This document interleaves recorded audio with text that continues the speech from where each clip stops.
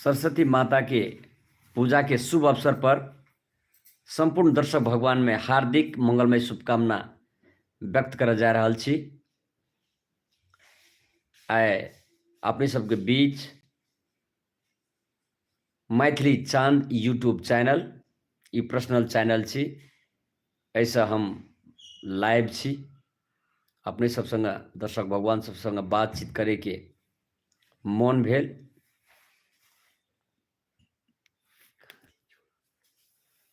देखैत रहै छु पुरोज देखैत रहै 5 मिनट जस्ट शुभकामना हार्दै देन अपन। सरस्वती पूजा के शुभ अवसर पर संपूर्ण दर्शक भगवान से अपन बाल बच्चा सबका बढ़िया से पढ़ाओ लिखाओ। अखन तो पढ़ले लिखले के जमाना है, तो में कंप्यूटर युग मोबाइल युग जे चलि आयल है, खास करके पढ़ल लिखल नहीं छे तो ओकर कोनो गुंजाइश छे। तै हेतु सरस्वती पूजा से जे स्कूल के बच्चा भरना करना चाहिए वो तो ठीके से निके बात छे।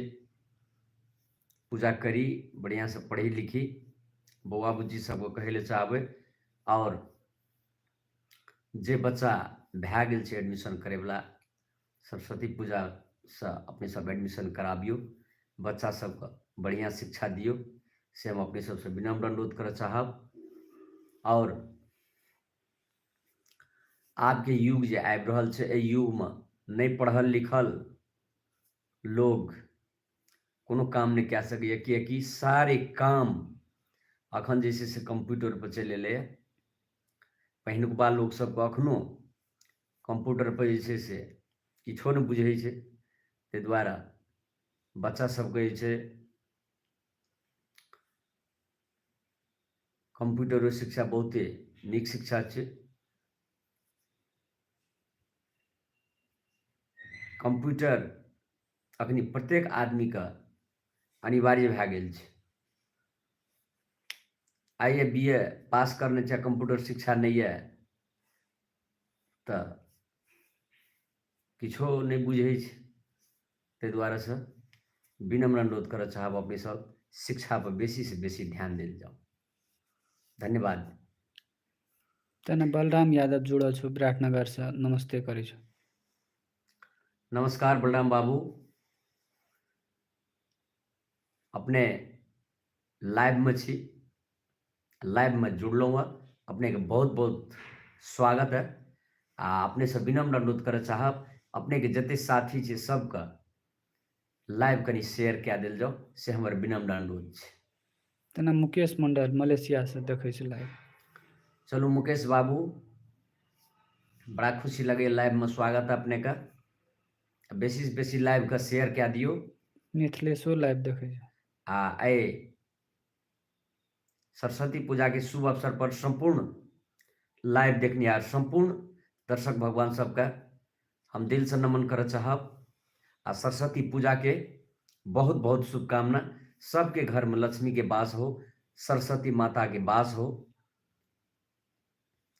जकरा घर में सरस्वती चल गई है तकरा घर में लक्ष्मी महारानी जेबेटा करते। ते द्वारा सरस्वती पूजन बहुत निक पूजन छे। पूजन तो सबसे बड़का भारी पूजन ई है छे जे अपने पुस्तक अध्ययन करियो। खास करके अखन धिया पुता बाल बच्चा सब जे छे से मोबाइल पर जे छे से केंद्रित भै गेल छे। ते द्वारा से मोबाइल पर केंद्रित नहीं भ क किताब पढ़ला से ही छे। जब तक किताब नहीं पढ़बे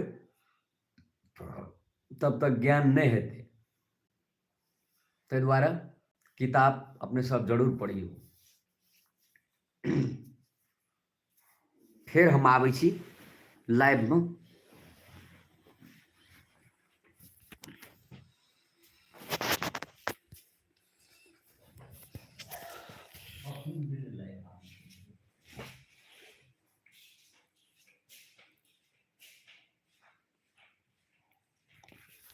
चलिए नमस्ते सब गोटा का, अपने सब फटाफट लाइव में जुड़ी और बहुत तरह से शुभकामना।